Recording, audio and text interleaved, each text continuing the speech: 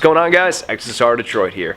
So today I'm going to be replacing the tires on my CRF 300L, and I decided I want to try and do them myself. I figure if I ever puncture a tube out in the middle of the woods, it would be good to know how to replace it and make sure that I have the proper tools for it.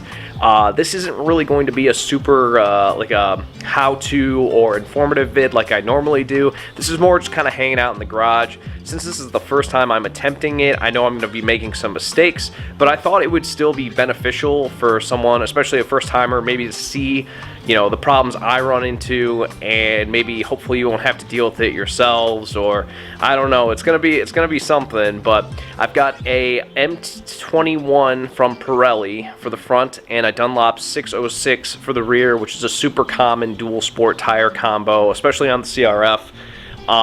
So we'll see. I heard the 606 can be kind of difficult to put on, so I don't know. I have a feeling this whole thing is going to be difficult since I have a very loose idea of what I'm doing, and hopefully it takes me far enough where I can actually get the tires on, but we're going to see.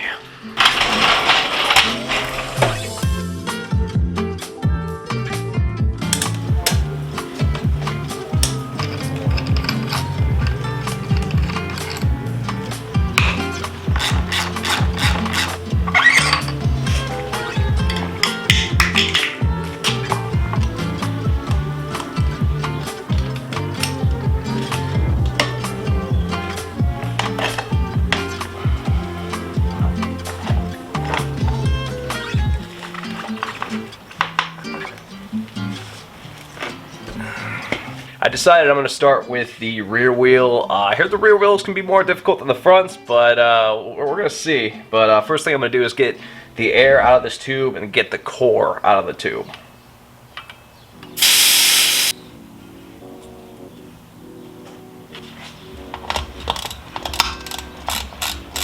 I debated buying a tire and wheel stand to do this for this job, but I decided for the first time, since I'm working with kind of a limited budget, I would just do it on the garage floor, which probably isn't ideal. I did put some cardboard down, so I'm just not scratching up my rotor or my rear sprocket, but yeah, I just do not have the cash for a tire changing stand. It's something I think I'm gonna buy in the future though, because I've already been on my knees for like 10 minutes and this kind of sucks, but I got the bead broken, at least a little. So now I'm going to attempt to work the tire off of the wheel.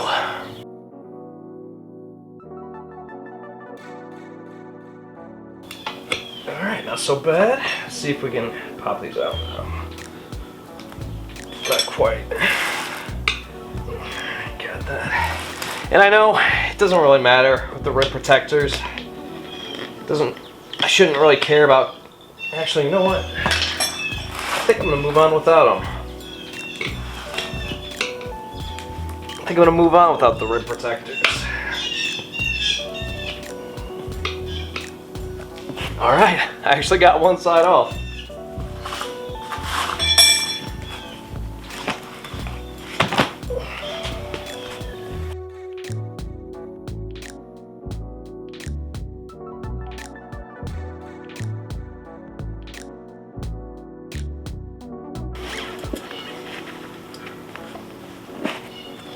Oh, there it is.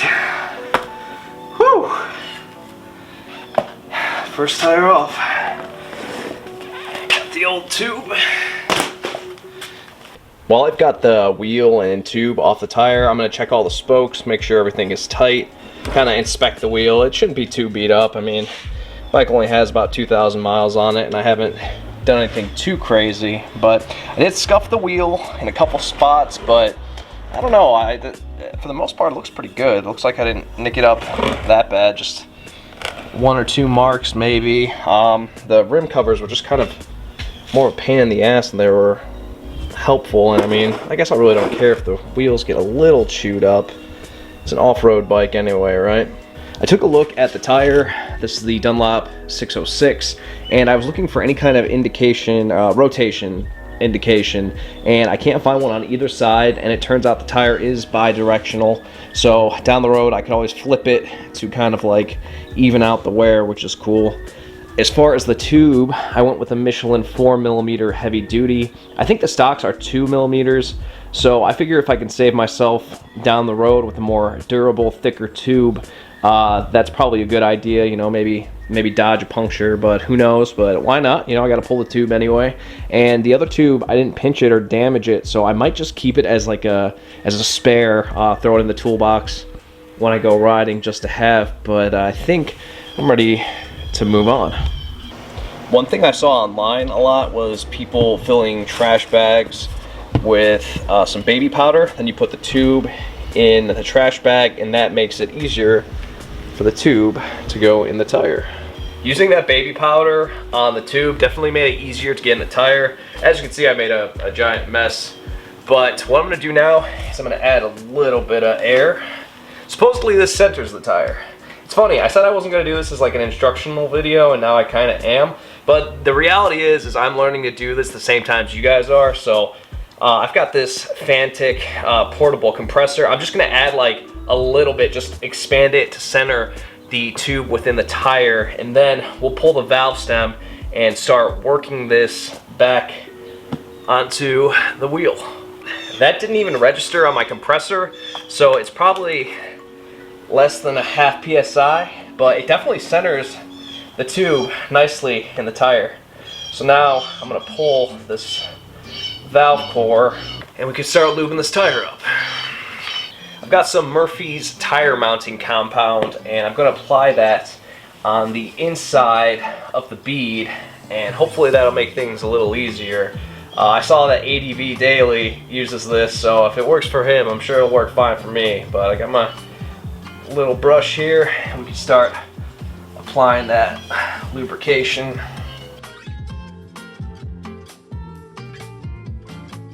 I'm slowly but surely getting the bead over.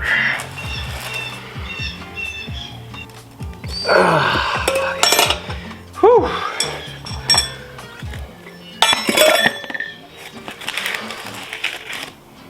I finally got the bead to pop over. I feel kind of dumb because by the time I figured it out, I wasted a lot of time and a lot of frustration. I have to say at this point, I should have just bought the tire stand, because being on the ground on my knees like this is getting kind of old. I'm not gonna lie, I'm feeling pretty sore, but none of that matters. What I'm gonna do now is I did buy a bead buddy, hoping that it would make this easier. So I'm gonna lube up the tire, get this installed, and hopefully get this wheel and tire done, because I'm actually out of time. So this is gonna turn into a 2-day event. Gonna put that down.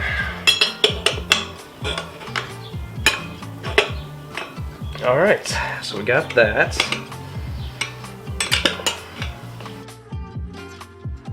All right, so far so good.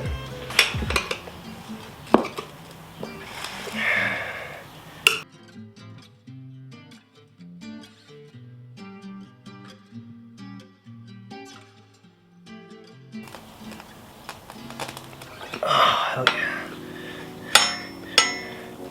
Woo. That is very tight now. Oh, slowly but surely getting in there. After all this, if there's a pinch tube in here, I'm gonna be so pissed off. Holy shit.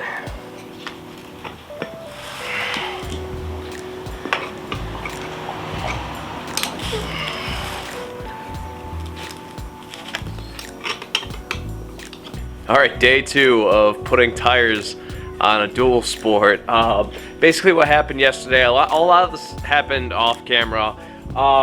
Basically I got the tire on the rear wheel. I inflated it to get the bead on there. I made sure the bead was set correctly onto the wheel, and I filled it up and left it overnight to see if it would leak. With all the work I put in yesterday, I was just so worried about getting a pinch flat, and luckily it seems to be holding air completely fine. I filled it up, it didn't lose any pressure overnight, so I think we're good to go as far as the rear wheel, and I'm gonna move on to the front wheel now. Got my front wheel ready to go. I pulled the core on the fill valve and I broke the bead on both sides, and hopefully we can just cruise through this one. We'll see about that.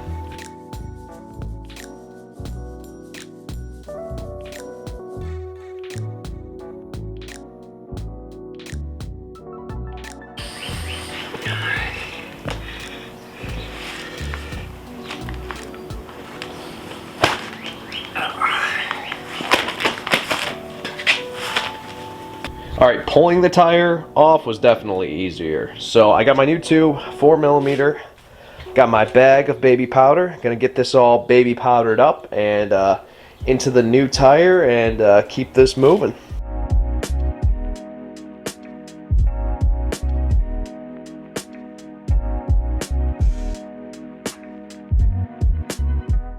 Alright, come on.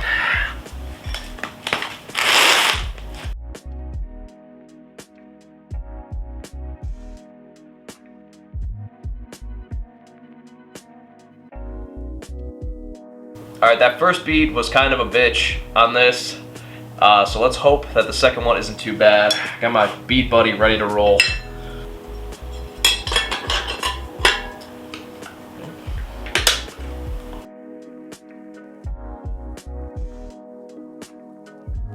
Of course I didn't have the camera running when I got it, but when I got to the last bit where the bead was hanging off next to my bead buddy, I just gently smacked it with the hammer and then it popped it down because I was trying to work my spoons in and I just had no room to like work really. So beads are on, so I'm gonna inflate the tire and hopefully get this set up properly and get these boys balanced.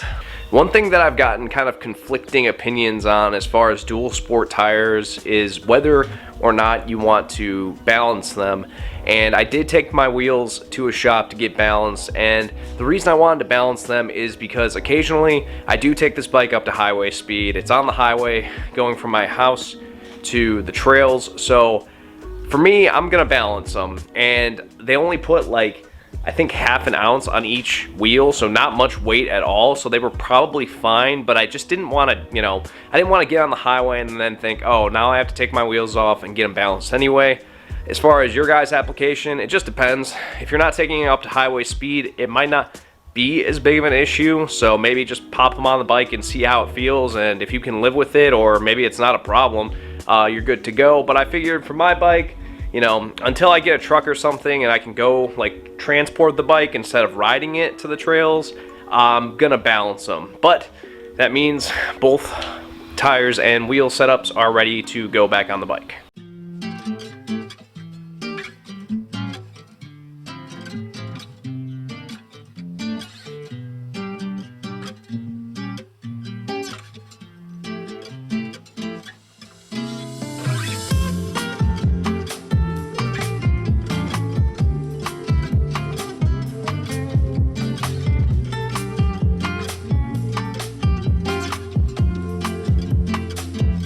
I got this tool a couple of years ago. It's a Motion Pro chain alignment tool, and I have to say it makes dialing in and aligning the rear wheel very easy, very simple.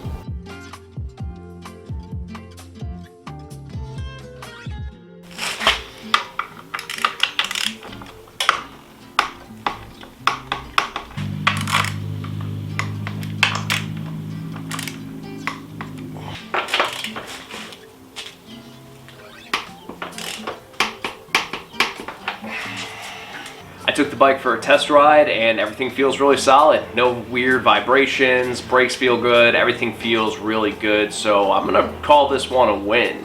The point of this video wasn't to show you guys how to change tires. I really don't feel like I have the qualifications for that because it's my first time.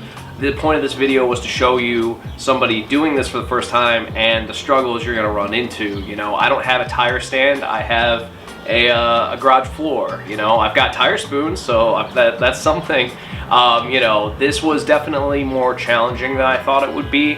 It took a lot more time than I thought it would too. It took me quite a while for both tires. The front tire did go by a little faster. I did have, you know, the first tire down, so going into the second tire, you know, I kind of had a better idea of how I wanted to tackle things right off the rip. So I mean, I did get better and get faster, but I think it's going to take a couple tire changes before I would say I was like even like okay at doing it. I mean, I managed not to pinch the tube on either of the tires. You know, they're both holding air and everything's fine, so it's a success. But I was pretty beat up, man. My knees hurt, the insides of my hands from the spoons, just like, dude, hours of 2 days of just messing with these tires and then finally getting them, you know, it's tougher than it looks. So if you're struggling, like, just keep at it. I'm gonna link some videos in the description that really help me out. You know, there's whatever situation you might find yourself in, there are resources online to help you with it as far as the tires go. So,